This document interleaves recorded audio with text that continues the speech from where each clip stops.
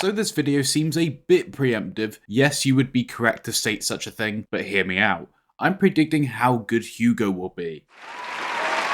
So as you can see in whatever I put in this title, it should be along the lines of ranking the Blue Lock cast in terms of power scaling, or in this context, football scaling. And whilst we only had one singular match to note, which is of course the recent Japan vs Nigeria match, I can still make my predictions of who the best players will be in the U20 World Cup so far. Now yes, this is a tier list video, and much like the rest of my tier list videos, it is all built around my opinion, so it's fine to disagree with me. However, I don't ask you to tell me that I'm wrong without providing an argument for me to consider. If I decide to make any changes following your guys' arguments that I find extremely valid, I will make a pinned comment of altering opinions. And also, let's be civil about this, because I know that my wonderful audience isn't like the rest of the community who will turn into absolute savages the moment I put your favourite character in a not so satisfying lower tier than expected. This was all also recorded live. If you want me to explain why I yap too much, I have no answer for you. I most likely have cut this video down by 70% of its original footage, because I'm sometimes terrible at making points coherently. So anyway, this tier list is based around one key topic: how good of an overall player each character is. Since every player here is not a forward, we can't judge it based off that, nor can we judge them as characters in their best positions, because that becomes quite subjective too. So we're doing their entire skill set and how would they perform in every position, and if their performance in one position is more notable than a versatile player, that's when we will have discussions about what we value more in the characters. Anywho, before we hop into this live recording, be sure to leave a like and subscribe to the channel. I mostly upload weekly much like this, and I bet I have tons of videos you would either love to watch or love to go in and leave your very knowledgeable disagreements in the comments. Also, be sure to join my Blue Lock Discord. Alright, that's all done. Let's get into the tier list that ranks players' overall ability from S+ to D, or in other words, Blue Lock power scaling. Okay, so let's start this thing off with our first character, which is placed in front of us, Chigiri. Chigiri, as we all know, is a very good player. In terms of power scaling, a quite unstoppable force, if you will, because he's a speedy player. He will be able to outrun people. He's basically like the realistic version of Loki at his age. So we have quite a few options here: S+, S, A, B, C, and D. D is pretty much like you're not really doing much in the grand scheme of things. You're not going to make too much changes to the match. And then S+ is like you're broken. You're probably amongst the best of the U20 category. And Chigiri to me goes in A. Quite solidly, I think he stays in A. This was like 50 days before their training for the U20 World Cup arc. Chigiri has improved immensely and hadn't scored a goal or gotten an assist in the first match. We have that to base off of, but realistically, he's a really good player. He may be adjusted later on, but let's move on to Kunigami, who I will put in B tier. His main usage is a defender or maybe a goal poacher that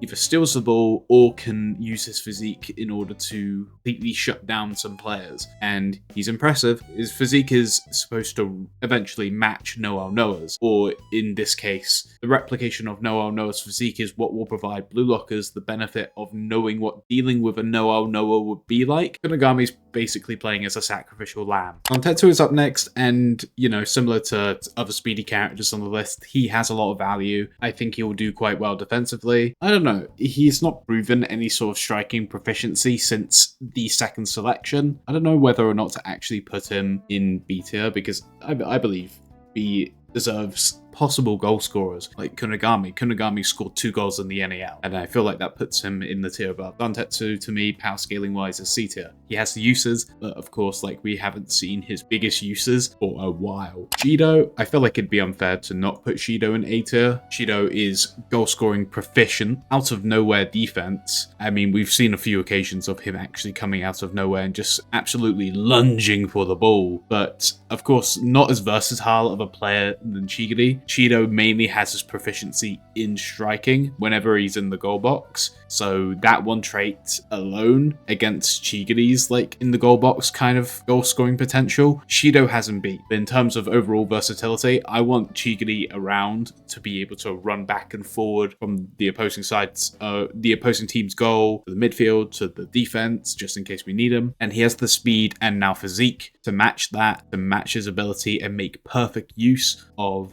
well, his abilities. Kurina is my boy. He's my boy. And as of recently, he has been falling like in the NAL at least, he had 2 matches. It was the 2 final matches. Against Ubers and PXG, he gassed out completely. So to have him come on at a later time during the U20 World Cup arc, he got subbed in with Raichi in the final 15 minutes. He played really well for the time that he was in, even like comparing to the fact that everyone in the game was getting better because the momentum was still up. Everyone was getting a lot more consistent with their plays, or like discovering awakenings, discovering new paths to evolve, etc. Corona kept up. I believe he goes in beta. Zantetsu needs to step up and actually showcase stuff. I know he hasn't been subbed onto the field, so maybe that's not fair, but Corona has shown more in terms of his skills because he's been subbed on, and within 15 minutes he stopped Unazi from scoring, and he saved the ball from going into the net when Gargamaro could not react in time to reach the second ball that was literally about to bounce in or get hit by another Nigeria player. IQ with his anti-awakening defense, kind of insane. This is what it comes down to. Strikers are much more valued, and I get it. I'm not basing this off of striking. I'm not basing this off of how good of a striker you are, because that's a bit unfair, because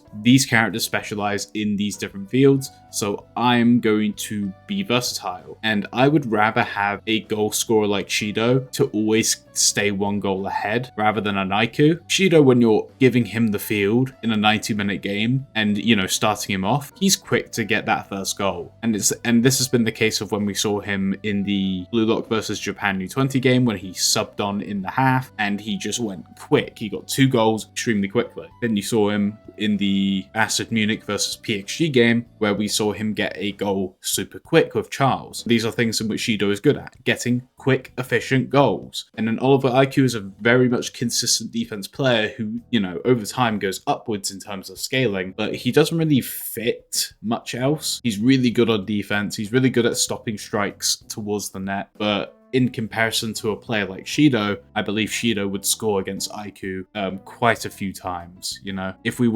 ran like 100 simulations, I think the odds would go to Shido as long as he was getting semi-decent to decent passes. Recency bias comes into play, but I believe right now he deserves to be A tier at least, and we'll go from there. Sendo's also like some sort of goal poacher, you know, picking up on the scraps like a hyena. And I don't know what other skills he has, really. So it's hard to actually judge him. But considering he got a goal in the NAL, he's going above Zantetsu at least. We'll put him in C for now, and we'll reassess later whether or not he should move up or not. Baru is interesting because what we know about Baru is the fact that he would work really well in an environment against a Freedom player. The only time that he would struggle is if he's being hand-fed opportunities, spoon-fed opportunities left, right, and center. He needs to earn them and be the unanimous, like, underdog, I guess, on the pitch, even though he's very much capable of not being presented as the underdog because he is such a skillful player. But yeah, this also comes down to the fact that his main abilities come down to being a proficient striker. He's not really much of a passer. He's not really much of a defender. He's good at dribbling. He's good at shoot power or shooting, and he's good at offense. Those are his 3 vital assets, where Chigi's good at dribbling, speed, he's good at shooting and offense because of those things. And defense ties into speed. I know he may be low on the defense scale in terms of like when we saw his stats, but speed has a hand in defense, while Baru doesn't really have speed as a proficient weapon or a main weapon of his. So, but nonetheless, I think his striking power dominates, and we may move him up to S tier. Just give it some time. Wait on me, guys. We'll come to a conclusion. I'm gonna say we're putting him in D. We don't know what he's gonna do.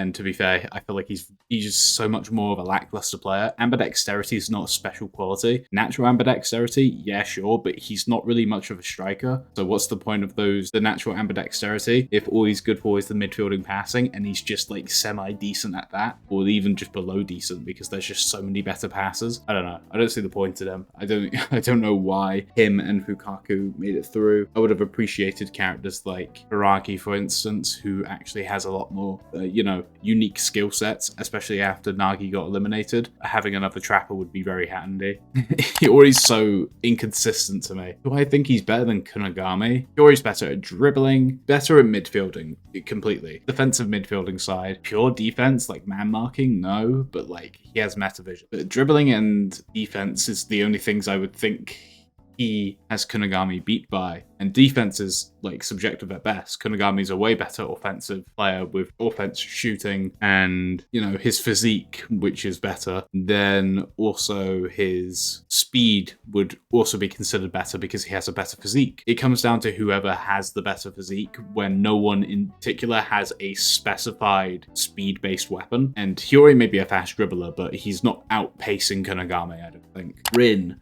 Rin is going in S tier, and I don't think I'm going to get much flack for that. People are like in the debate of, is Rin better than Sai? We can't confirm that, and this list is actually very much speculative. This is based around where I think people are at or where I think people are going to be within the story, because some people or some characters we haven't seen pretty much anything on or like very little on. So it's me speculating where they're going to be or just like fact checking how good players are. Once again, may move Baru up, but that's for later me to decide, maybe when we reach the end of this list. Are you quite proficient in, of course, long strides? He has longer limbs, so it's better for defense. I'd say offensively, still pretty good because he is one of those only people who can reach high balls. Jumping wise, rivals the likes of Shido and Aiku, who are known for their jumping. He's not as good, clearly not, but I'm going to put him in B tier, and for now we're just going to leave it at that. He's learned his martial arts. He's learned how to properly navigate people and track them down instead of just relying on the fact that he has long legs, so he just outreaches them all the time. No, he's actually using proper tracking methods on the defense, and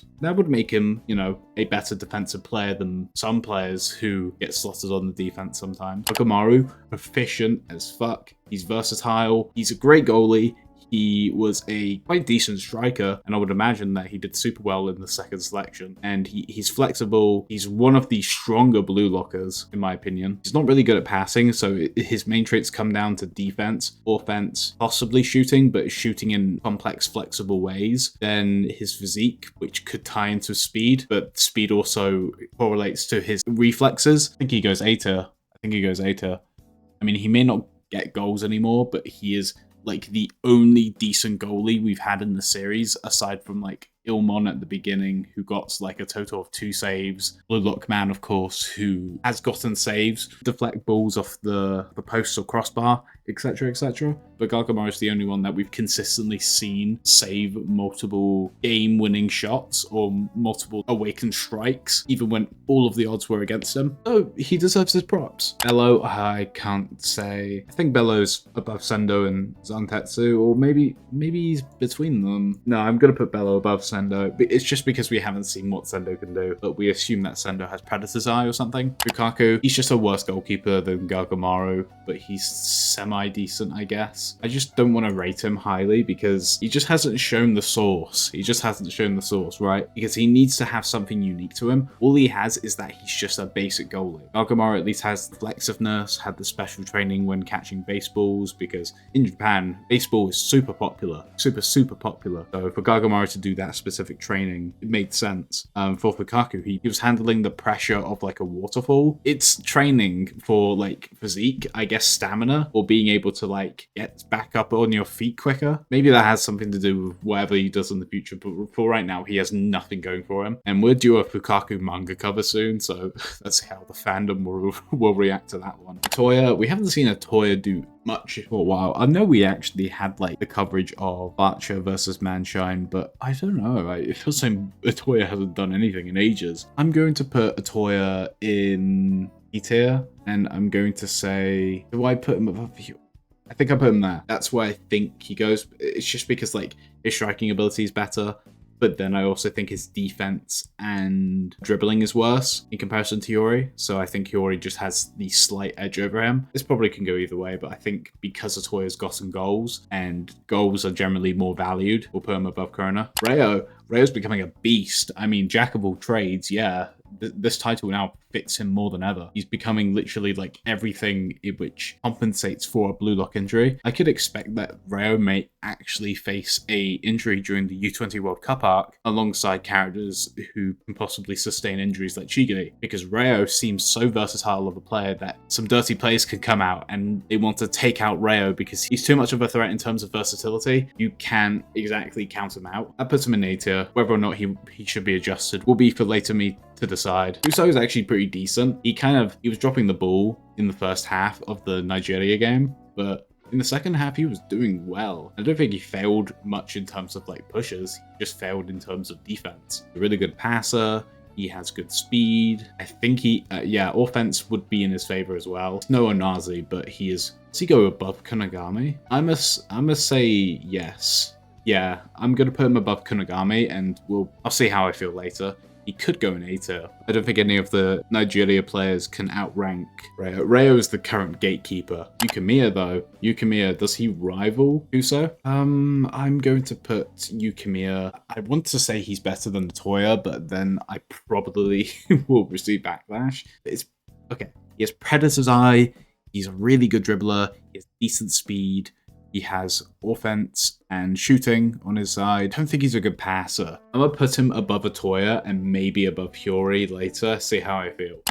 Nico's done really well in this latest game. He goes there. I think he did more than Ayu for sure. And people are going to debate whether or not like Nico's more valuable than Kurina or Kurina's more valuable Nico. I value Nico more because he has meta vision, so having an eye ability automatically makes you much more valuable. Fiora, I'm excited to see what his training was all about, and I would hope that he comes onto the pitch during the England game. I feel like that makes the most sense for him because he's quite unorthodox. So his irregular playstyle may throw off England's like very traditional bog standard stereotypical play of football. I can't say he's better than I'm going to have to put him just above Zantetsu for now. Zantetsu needs to show more. Kiora has more accolades in terms of the NEL. Karasu did pretty well in the last game. He's becoming a lot more of a leader role in the midfield. People make the arguments that Karasu doesn't fit as a captain. I think he does. He makes his shot calls. He's good at snatching the ball and starting the offensive pushes. It's like how Kuso said, one of the three Brainiacs could start pushes. So Ryo, Isagi, and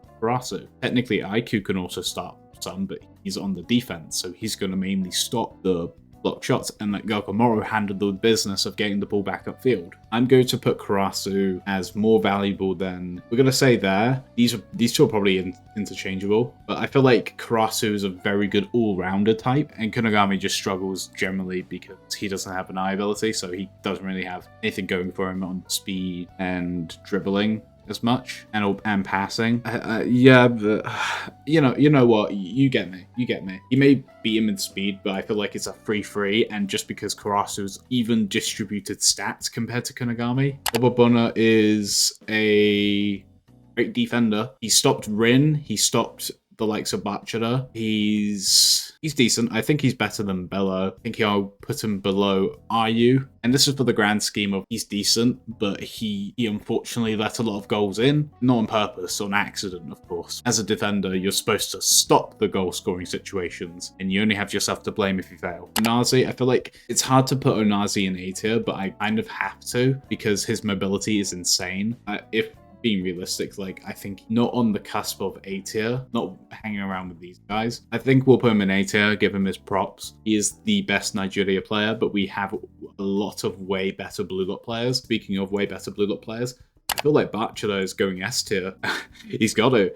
He is extremely good at passing. The only weak stat I think he has is defense. I don't think he's just much of a defensive player. So that is literally his weakest stat. He has decent speed with dribbling, so realistically when he has the ball, I guess off the ball movements is his weakest area in terms of speed, but when he has the ball, he is quick, he is paceful. Offense and shooting have definitely upped. Offense was already good, but like shooting is definitely up since the NEL. And then we also have passing. Of course his passing is great. Why wouldn't it be? Is he better than Rin? No, Ren is the all-rounder in which basically Rin is the best striker in which we have in terms of he can do it on his own, I guess, if that makes sense. Is 2 eye abilities instead of just 1. And Bachara still has neither. He doesn't even have any eye ability, just a dribbler. Raichi, this was one of the characters I debated whether or not he could go like above RU. I think Raichi for now is going to settle in bottom of B or C. I'm going to say C just to expand it, but man marking, right? He has a sexy and unlimited stamina, as people want to say. Of course, nothing is really unlimited, but he just has a lot of stamina. And yeah, I don't know. I don't think he's shown much. He stopped Onazi with Kurina. That was the only feat, and that was with Kurina. not to mention. Yeah, I'm just going to say C tier. Sorry for any Raichi fans, but he did well in the last game. He had one good stop, and I hope he does more. I don't think he's going to be around for the France game, though. It seems very unlikely. Against a more bulky team like England, though, yeah, I can definitely see him coming onto the pitch. Now we're moving on to the players outside of the recent 2 games. Actually, the only one we haven't covered is Isagi, but we'll get there. Charles is A tier. I feel like he's better than Onazi. Could compete. Rayo having more versatility. I'm gonna have to give it to Rayo, but Charles is still really good. Charles, I believe, is a better player than Onazi, so I'm just going to rate it off that. Rayo's still being the gatekeeper for a lot of these characters. I love Argy. Most people should know that I love Argy.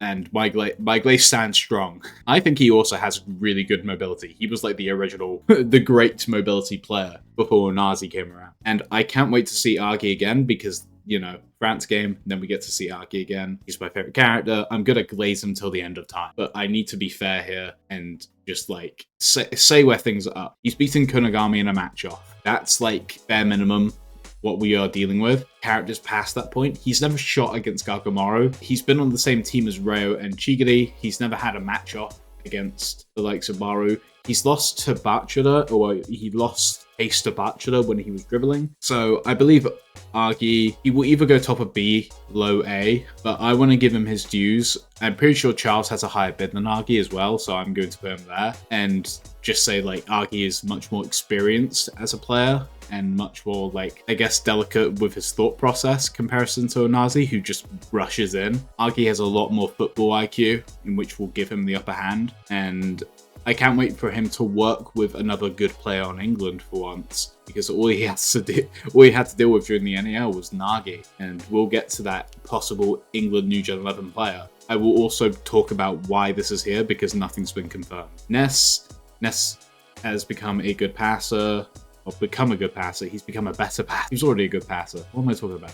He had pretty good stats overall as well. I think the only thing he really lacked in was defense and shooting. So for that, I may put him like, we already have quite a few good passes on Blue Lock, like Bachura, Rayo, Isagi, Hyori. I think Ness is better than Hyori, but is he better than Charles? No, I think Charles is the best passer. He's just like the most impulsive, rambunctious one, so it makes it less consistent. Now we're moving Bubka up. Okay, we'll put him above B. We'll put him on top of B. Don Lorenzo, really good defender, really good midfielder. He you know, transitions over to the midfield to pass and help out his a striker. I'm not sure how he's going to do without, you know, a Baru on the team. I know there's multiple Italy teams, so there could quite possibly be another New Gen 11 on Italy, but I feel like that's just kind of a wasted slot. But there could be another Baru type. Don Lorenzo definitely is better than Onazi. His defense overpowers Onazi and Argy's mobility. I believe he's better than Charles. I have to put him in S because his defense is just so strong. He's a better defender than IQ. But of course, we haven't seen his defensive beats, but he's just built up to be that way. And I don't think he goes in S+. He's one of those, I think now we're getting to see the demonstration of all these talents. I believe he is the weakest New Gen 11, as much as I do love it. So I'm willing to put him, or should he go? No, he'll go in S tier. You know what? He'll go in S tier. I feel like it's such a disservice to put him in A tier. But why below Bachura and Rin? I feel like it's obvious, right? Because Rin was able to easily score a hat trick against, or did he score a hat trick, or did he just score 1 goal or 2 goals? I don't know. I forgot. Basically, Lorenzo couldn't stop Rin, or couldn't hold Rin back enough for Ubers to get some sort of clap back. I know Baru was not on the pitch at the time. He was not on the pitch at all because he was training. But still, though, I feel like there should be a bit more competitiveness, I guess. We're going to put him here, and I think that's fine. Honestly, I'm 50-50 on Lorenzo or Bachura. Let me know your guys' thoughts. Who do you think is a better player, Lorenzo or Bachura? It's just because that New Gen 11 title, it feels like a tier of its own. Then if I'm putting Rin above Lorenzo, why doesn't Rin have New Gen 11? Don't know. It's just that one position, or a defender to midfielder positioning, in which makes him so strong. He just doesn't have, like, shooting on his side. He has passing, dribbling, speed, because it's, like, similar with Bachura, speed with the dribbles. And not to mention his lankier figure and very unusual style of dribbling and movement in general makes him a speedier player, I guess. Yeah, we'll just go with that. Sai Itoshi, I believe he's still better than Rin. I mean, with how arrogant he's being, he clearly has a lot more in the tank to show off. He's either improved immensely or has just been holding back for a long time, or has been holding back against the first instance of him playing around Blue Lock. And I don't want to believe he held back that much. I believe he was genuinely going all out in terms of like what he thought Blue Lock can manage, which maybe it seems disingenuous, but he could have also really improved. Like, Rin has really improved. I don't doubt that Sai has that same amount of potential. He's just limited to the fact, well, chose to be a midfielder, and it's very likely that he's still not happy within that position. Next up, Kaiser. And Kaiser, I believe, is much more versatile player than Rin and goes below Sai. Remember, it's a triangle. Like, I remember the rock, paper, scissors panel, and I'm just trying to think back on it. I think it goes like something like this. Versatility, Isagi is like very much incomprehensible. Like, you could argue that Isagi is better than Rin, but maybe I'll just put it as like 50-50. It depends on the day. And if you're going to do a draft, you have to get one of the two. If one person picks Isagi, you have to pick Rin. They pick Rin, you have to pick Isagi, because they're so good in their separate areas. Rin is good in his restriction, individualistic style, the best even, and then Isagi is the best within his holistic freedom style. Bunny's got to be better than Sai, doesn't he? It can be a case of fraud, right? Because Bunny is heavily implied to be the one that crushed Sai's dreams, so I can't imagine him being any lower.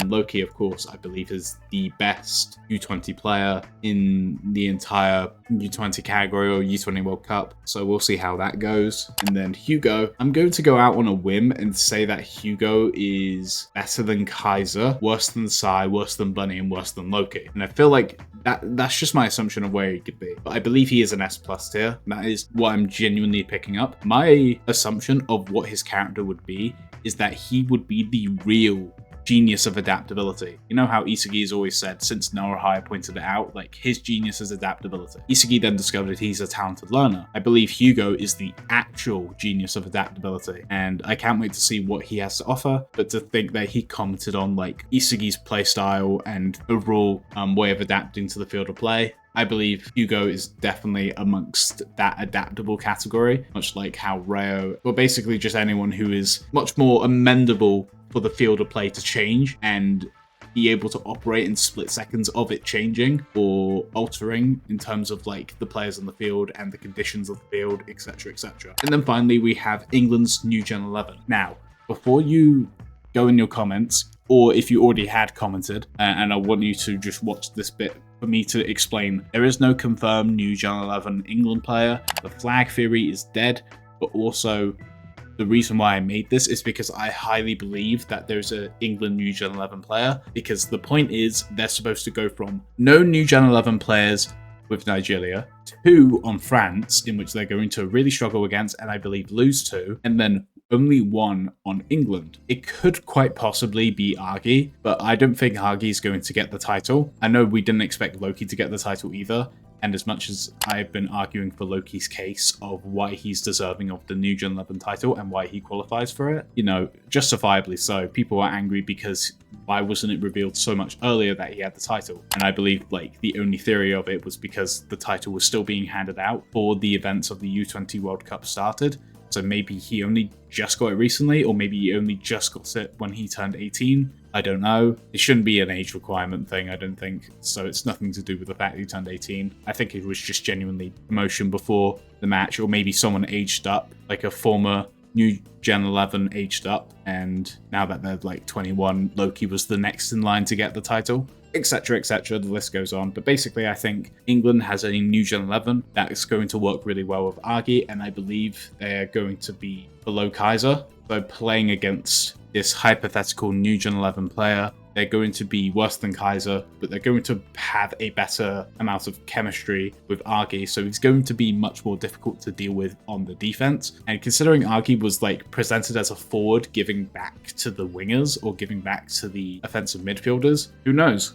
Who knows what this player could be? I assume he's going to be bulky and possibly just a massive threat on the aggressive pushing side, just overwhelming people with physicality. Because we haven't had something like that in a while, just overwhelming someone with physicality. But yeah, there we go. That is my list of the power scaling of Blue Lock. I believe the only things I'm going to be looking to change around is I'm going to swap Yukimi and Atoya. Atoya has a lot more recent display of skill in comparison. I think I'm going to move Baru up to S and then keep Chigiri and Shido in A because they need to show themselves. And Baru has like a lot of accolades. I know he hasn't played recently, but he has a lot of accolades. So this makes him the only Blue Locker who hasn't played in a while that goes in S tier, because I just believe I'm confident in him. People may say he's washed and whatever, but like, no, he's just really good. Just really good in that category. And it's going to be really good when he's playing with these other Blue Lock players, especially players that have already formally played with them. So imagine him back on the team with the likes of Aiku, Nico, Ryu, Sendo, and of course, with his recent experience of being on other teams. Chigiri with Zantetsu and with Isagi, but of course with Isagi, he's not going to work with him. He's going to use him for his benefit. And I believe that's my final list. Baru could go into A tier, like top of A tier, or bottom of S tier for all I care. No matter. Ness, I believe, could also go in A tier, but it's just because I want to see what the developments of him and Kaiser's current chemistry is, what their current playstyles are. So we'll get to see that soon. But yeah, this is my power scaling list of all of the U20 World Cup players so far. And if you're wondering where Grim and the other guy is, I don't care. Anyway, thank you guys so much for joining me for this video, and if you did enjoy and want to actually try this yourselves, I will leave a link to this tier list down in the description, and of course, show your support on this video if you did enjoy by leaving a like and subscribe to the channel. Thank you all so much for watching this power scaling video, and until we get more characters revealed in the future, peace.